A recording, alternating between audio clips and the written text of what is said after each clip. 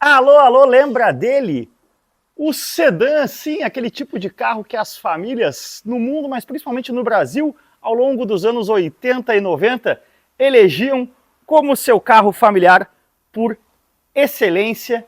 Ele está em vias de ser extinto neste papel no Brasil e no mundo, mas mais no Brasil, o que não significa que não continuam existindo excelentes exemplares e que eles continuem cumprindo essa função familiar muito bem, como o nosso companheiro nessa programação especial de fim de ano, nosso parceiro de Réveillon aqui, o Honda Accord. Accord ou Accord, diz aí. e-HEV, né, o powertrain híbrido bastante inteligente e complexo da Honda. Olha só o azulzinho aqui para mostrar para o mundo que é híbrido, mas olha só, sedãzão, estamos falando de porta-mala de mais de 520 litros, 529, se não estou enganado.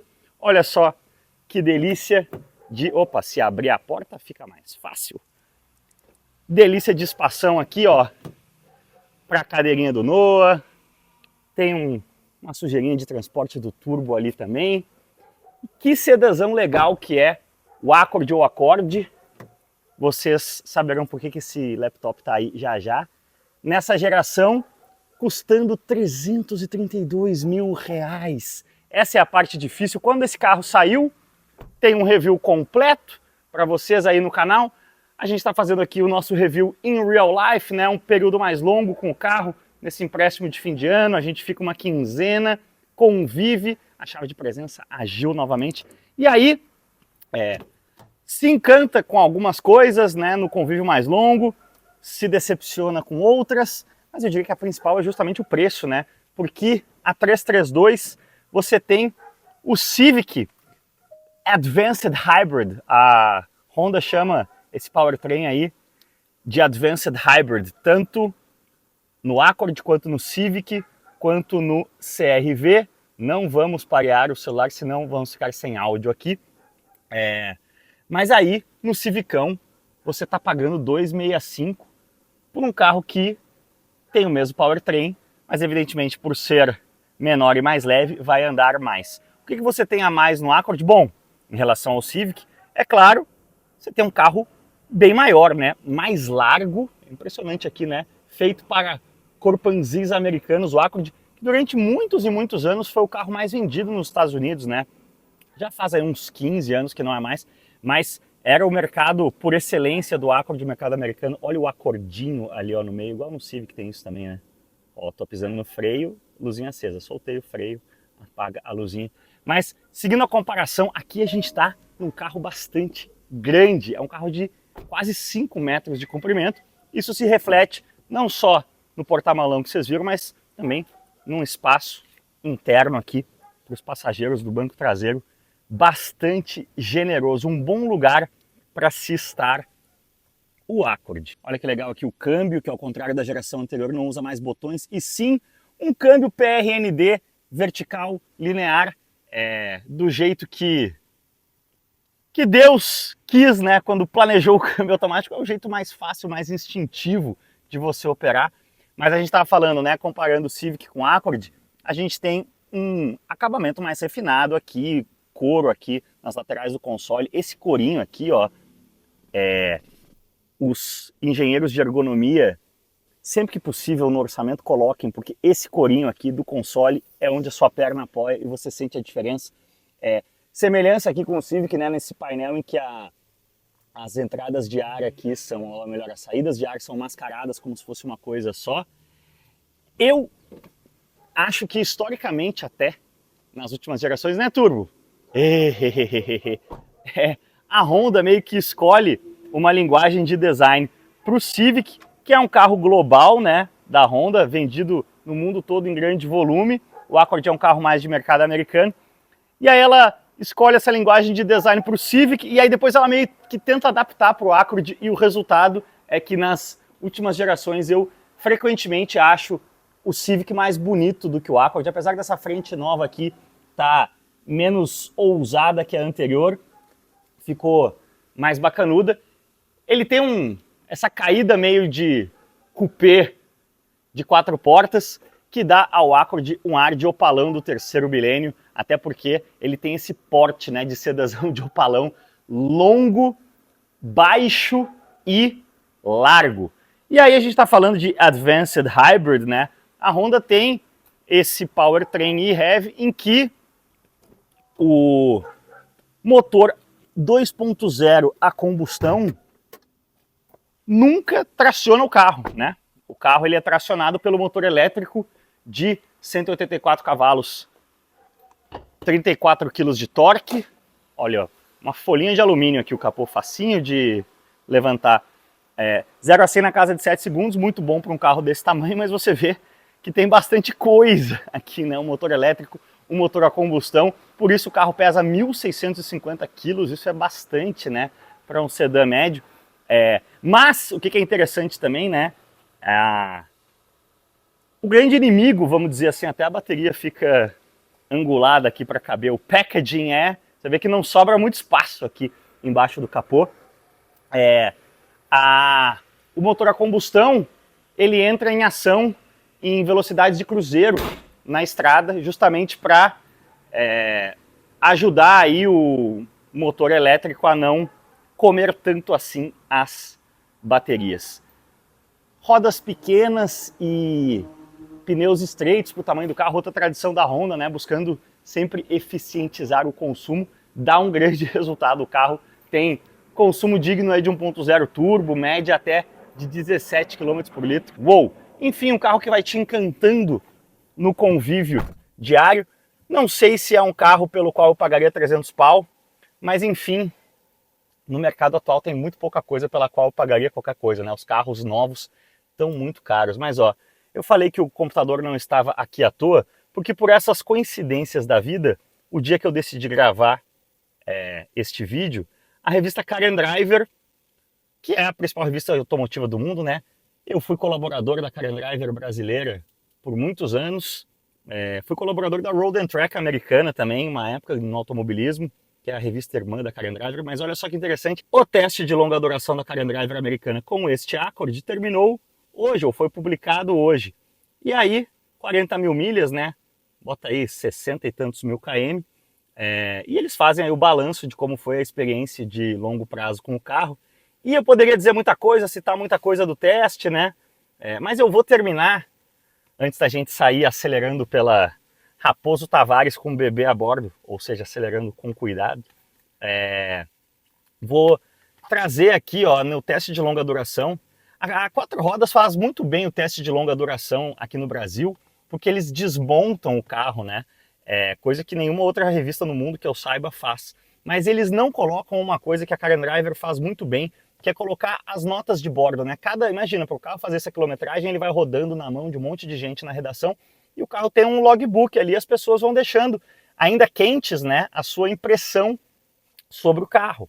Então tem muitas opiniões pontuais sobre várias coisas, né? Tanto coisas mais macro quanto coisas mais pontuais, né? Pequenos detalhes que você nota, ó, por exemplo, o cara fala aqui, ó, o assento do motorista ter bastante espuma, né?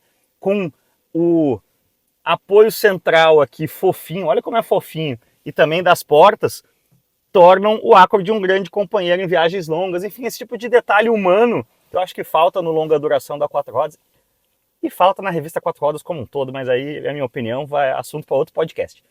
Mas eu vou terminar aqui, ó, com as impressões do Eddie Alterman, que foi editor-chefe da Car and Driver americana por muitos anos e hoje é meio que um diretorzão lá, é um cara que não está mais no dia a dia, mas ó a impressão desse cara que é um baita jornalista automotivo, né?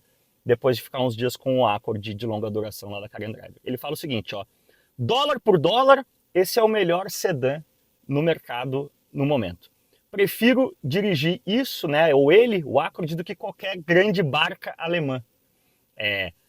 Serene ride, né, rodar sereno, handling, né, a dinâmica em estradas de serra, em estradas vicinais fluida, bastante espaço interior e tecnologia o suficiente para deixar as coisas interessantes sem deixá-las annoying, né? Incomodativas, vamos dizer isso. Eu vou dizer, eu com 42, quase 43 anos também, frequentemente me deparo com carros com recursos de tecnologia que mais me incomodam do que me servem. E o Accord tem essa medida certa aí de tecnologia, servindo ao motorista e não o motorista que tem que servir a tecnologia do carro.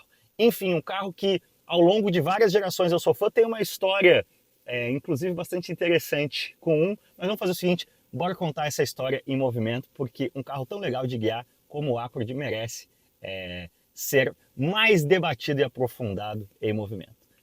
Se juntem aí no tetão, que não é panorâmico, faltou um pouco de dieta e treino, outra característica da Honda, né? Os tetos solares aí não panorâmicos, digamos assim, outra medida de racionalização, né? Menos peso, mais rigidez estrutural, enfim, aquela velha mentalidade de engenharia antes da Honda. Bora andar e aprofundar as impressões sobre o Accordão aqui, em real life, no mundo real. Power! Estamos pegando aqui a Raposo Travares, meu. Wet conditions aqui, ó. Alguns pinguinhos. Mas, se o trânsito permitir, e São Pedro também, aqui que o Accordão brilha muito, né? Esse segmento do sedã médio americano, que vira um sedã grande aqui no Brasil, carros de 5 metros, eles vão muito bem na estrada, né? E eu tenho um soft spot, eu tenho um lugarzinho especial para o Accordão no meu coração, porque eu estava com um Accordão de imprensa no final de semana do meu título na Sprint Race, atual NASCAR Brasil, né? A minha maior glória no automobilismo brasileiro, Brasil onde a faixa da esquerda como faixa de ultrapassagem, eu vou morrer, né? E eu não vou ver o brasileiro médio conseguindo entender isso. Fechado parênteses, mas era aquele acorde, ou Accord, como se diz mais, se bem que nos Estados Unidos é Honda Accord, né? Mas aqui no Brasil se fala Accord também bastante. E se você é um cri-cri de pronúncia de carro, salvo casos muito ostensivamente errados, mas principalmente se você é um cri-cri de artigo de carro, por exemplo, vídeo da Puma do meu tio Janjão, que eu chamo de A Puma, porque o meu tio Janjão chama de A Puma e lá no sul todo mundo chama de A Puma, e sei lá, um grande percentual das pessoas chamam de A Puma. Você pode chamar de O Puma também, fica a seu critério. Ah, mas é o carro, sim, é o carro, é a máquina, é a viatura, o bólido. Você sempre vai encontrar um substantivo no artigo feminino ou no artigo masculino que seja sinônimo do que você está tratando. Artigo e nome próprio na língua portuguesa, meus amigos, se você está se preocupando muito com isso, você está transando pouco. Fechado esse parênteses, eu estava com aquele Accord que, 2018 isso, foi muito bem nos reviews das revistas americanas e tal. Na época era chamado de A6 de pobre, né? Poor Man's A6, Audi A6, né? Ou A6 on a budget, né? Para quem está com orçamento curto, óbvio que isso vale para a realidade americana e não para um carro de 340 mil reais, que nem a gente está aqui. Mas aquele Accord tinha o motor 2.0 turbo e lá nos Estados Unidos até a opção de câmbio manual para esse 2.0 turbo, se não me engano, de 252 cavalos. Era um carro de entusiasta, mas sleeperzão, né? Você andava ali, parece aqui no mercado brasileiro um carro de tiozão, e aquele carro entregava muito. O Accord continua entregando muito assim, né? Dinamicamente, entre eixos longos, centro de gravidade baixo, onde ele não entrega mais tanto assim dinamicamente. Aliás, voltando ainda naquele final de semana da Sprint com aquele Accord, é um Accord que eu arranquei o spoiler, né? Tá no vídeo das maiores cagadas da história da minha carreira aí em matéria de gravação, os maiores perrengues em gravação. Se você não viu ainda, assista, que é um vídeo bem divertido.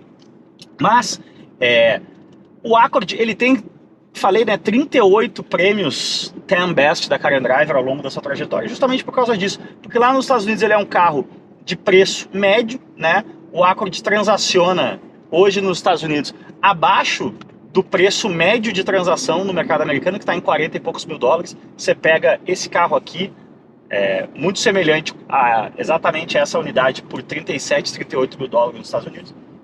E ele te entrega um patamar de engenharia, de refinamento, das coisas das quais quem gosta de carro realmente presta atenção e se importa, né? Coisas aqui como a progressão do volante, a modularidade dos freios, o controle de suspensão nas curvas, de patamares muito superiores, né? É um carro que, como está posicionado, inclusive, né? Ele te entrega, inclusive, mais espaço, porque ele é posicionado como um carro maior, mas no fim das contas ele te entrega também, sabe o quê? Mais refinamento dinâmico e de engenharia do que os seus rivais por excelência aqui no Brasil, que são os sedãs compactos das alemãs, né? Historicamente compactos lá fora, aqui do Brasil considerados médios também. BMW Série 3, Audi A4, Mercedes Classe C. O Accord mira nesses caras, oferecendo mais espaço e entregando, sem muito alarde, mais refinamento. Mas como eu vinha dizendo, o Accord continua sendo esse sleeper para entusiasta. Ele só deixou de ser, dinamicamente, ele só deixou de ser isso na hora que você realmente chama aqui no pé direito com esse powertrain e-Hev complexíssimo. Ele tem sim modos de condução, né? Vamos jogar aqui. Aliás, ficou muito melhor, né? No dia a dia. O Accord, aquele Accord lá de 2018, a Honda teve um momento Fiat Dualogic, né? De botar os botões ali, você continuava ocupando o mesmo espaço do console e tirava a organicidade do movimento, né? A gente está tão acostumado aqui. Aliás, nada melhor do que um PRND em linha reta aqui para não complicar e fazer do jeito que o cérebro de todo mundo está acostumado a fazer há muitos anos. O câmbio automático, né? A ergonomia e a forma de funcionar do câmbio automático é uma coisa que todas as tentativas de fugir disso aqui só fizeram ele andar para trás, não melhoraram ele. Aquela coisa, vamos mexer para ser diferente. Não, mas não precisa mexer, tá funcionando bem. Em time que está ganhando, não se mexe. Vamos botar aqui no modo Sport. Nem ronco faz muita diferença. Ele libera um pouco mais o ronco do motor a combustão aqui. Sentia o volante ficar um pouco mais pesado aqui também. Mas, quando a gente fala de modo Sport nesse carro, o Sport, fica faltando sim o powertrain daquele 2.0 turbo, né? E agora sim, sem sprintão na frente, falta powertrain, né? Quando a gente fala de um caráter realmente esportivo aqui desse Accord. Porque isso é uma coisa também, convite aí a uma reflexão profunda. Quem gosta de carro sabe, meu carro aqui, o meu Celta tem 70 cavalos. Se o cara gosta um pouco mais, entende um pouco mais, entende que na verdade o que realmente move o Celtinha ali não são os 70 cavalos, e sim os, sei lá, 11 quilos de torque, não sei se são 11. E a gente fica com esses números na cabeça. Mas esses números, eles são picos de potência. Esse Celta agora, andando 80 por hora, não está fazendo 70 cavalos, não está utilizando 70 cavalos, nem 11 quilos de torque. Por isso que é importante esse powertrain e-Hev complexo aí da Honda. São 184 cavalos, 35 quilos de torque. Para um carro de 1.650 quilos, faz o 0 a 100 em 7,4 segundos. Parece um número melhor do que a potência de 184 cavalos sugeriria. Sim, porque a gente tem um powertrain híbrido, tem um motor 2.0 a gasolina de 146 cavalos e 19 quilos de torque. E eles nunca... esse aí vai virar estatística andando desse jeito nesse trânsito. E ele nunca vai virar... eles nunca trabalham combinados, né? Tracionam o carro ao mesmo tempo. Então não existe um número de potência combinada. O pico mesmo divulgado pela Honda são os números do motor elétrico. Agora, o que esse powertrain e-Hev faz é com que a banda da potência e do torque seja muito mais gorda. Então você tem um número de potência e torque utilizável em todo o range de circunstâncias muito maior do que se fosse aqui, por exemplo, apenas um motor elétrico de 184 cavalos e 34 kg de torque, ou apenas um motor a combustão de 146 cavalos e 19 kg de torque. E aí esse número não existe, a gente não está acostumado, né? Quanto a gente está usando de potência e torque agora, combinado em qualquer carro, né? No Agile vermelho aí da frente, a gente não sabe, não está acostumado com esse número. E a gordura dessa banda que esse powertrain e-Hev proporciona de um jeito que faz com que ele gere números melhores do que os números de pico sugeririam. É que a gente realmente... E não tem outra forma, né, de você medir, mas entenda que quando você fala de potência e torque de um carro, você está falando de um gráfico 3D e não de um pico. E a gente está acostumado, né? O pico nada mais é que um ponto no gráfico. A gente está acostumado a memorizar ou a só trabalhar com os números. Olha, temos um... Eu estava falando em estatística, vamos seguir essa turuna aí, também tem mais um cara querendo virar estatística. A Raposo Tavares, num sábado, meu amigo, vira um exercício de... quase um zoológico humano, né? A gente vê cada coisa que, meu Deus. Mas como eu vinha dizendo, tenha em mente isso quando você olha para esse powertrain heavy que está no Accord, está no Civic, está no CR-V, aqui no Brasil. Ele oferece uma usabilidade de mundo real muito mais interessante do que os números de pico de torque e potência sugeririam. É sim um carro bastante esperto, como um Accord, um carro dinamicamente muito gostoso, principalmente em matéria de volante. O volante, vou te falar, é melhor do que qualquer sedã da BMW dos que a gente tem acesso de dia a dia hoje, né? A BMW sempre foi referência nisso. A Honda manteve o DNA da simplicidade da conexão direta com o motorista de um jeito que a BMW não conseguiu manter nos últimos anos. Mas então, encaminhando aí as minhas conclusões finais, aproveitando que o trânsito deu uma pioradinha aqui, por que a Honda abriu mão do powertrain de entusiasta sleeper que o Accord tinha historicamente, até em gerações anteriores, né? O V6 3.5 e tudo mais, em prol do consumo, né? E aí olha o que você tem, consumo médio de 16,3 km por litro num sedã de 5 metros, que oferece muito espaço e muita capacidade para toda a família. E qual é, evidentemente, a outra consequência disso? Números de autonomia interessantíssimos, né? A gente tem um tanque só de 46 litros aqui, um tanque pequeno para o tamanho do carro, e autonomia com tanque cheio passa de 800 km aqui, ó, 700, vai. Eu estou aqui com no número, um alcance de 660 km para um carro aí que já rodou uns mais de 100 na minha mão agora, nesse bate-volta aqui na Raposo Tavares. Então, você acaba abrindo mão, né? Sacrificando aquele desempenho luxuriante de Audi A6 de pobre que a geração do 2.0 turbo do Accord tinha, mas em prol de um número de consumo realmente espetacular para o que o carro oferece, não só o que o carro oferece em si, mas o que o powertrain oferece em matéria de desempenho, né?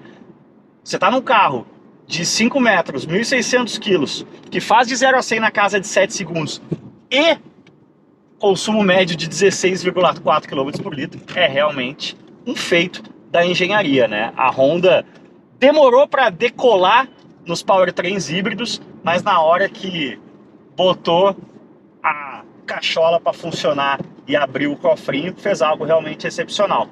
Nos elétricos, a Honda dormiu por mais tempo, e aí, agora, não sei quando vocês estiverem assistindo esse vídeo, em que pé vai estar essa conversa, mas Honda e Nissan, que foram as duas gigantes japonesas que mais dormiram no ponto aí em matéria de eletrificação, agora estão falando em se fundirem para poder ganhar o quê? A escala que as montadoras chinesas que saíram na frente e dominaram o maior mercado do mundo, o mercado chinês, ganharam, né? A escala. As japonesas agora vão ter que se unir para correr atrás do prejuízo e fazer essa mesma escala. Concorda, discorda? Diz aí, ó. Pedal shifters, que um dia no Accord já trocaram marcha. Não, aqui, ó, ele regula a regeneração, ó. Vocês viram como deu para reduzir bem a velocidade? Só aumentando a regeneração da bateria. Agora eu vou deixar o carro andar um pouquinho mais soltinho. Se bem que eu gosto da regeneração, ainda mais nessa circunstância de trânsito meio amarrado assim. Fica legal, ó. Tô aqui 100 km por hora, chegando no HB20 ali, ó. 120, soltei o pé do acelerador, bam, bam, bam. Olha só como você consegue fazer uma frenagem bastante interessante sem pisar no freio. Enfim, continua sendo um dos meus carros preferidos, o Accord, um carro que é um espanco de racionalidade, de competência, de engenharia.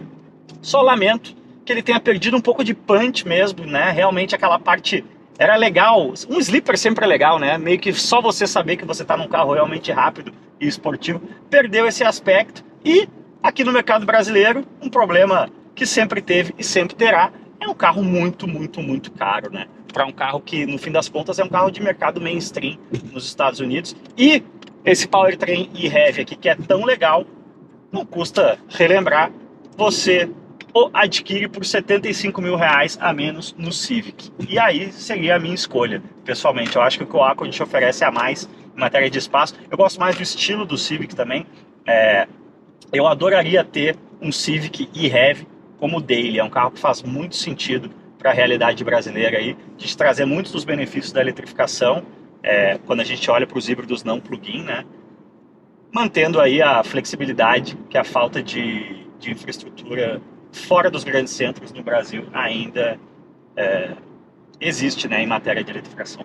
Concorda, discorda? Diz aí nos comentários, deixa o like nesse vídeo, se inscreve no canal. Diz aí se você encararia um Accordão, né? O Accord foi abandonado pelos seus companheiros mais tradicionais aí de concorrência no mercado brasileiro, né? Carros como Passat, Camry, e o Accord segue firme e forte porque ele é isso, ele é um flagship da Honda, né? Ele é um carro que mostra a Honda no que a Honda tem de mais Honda, né?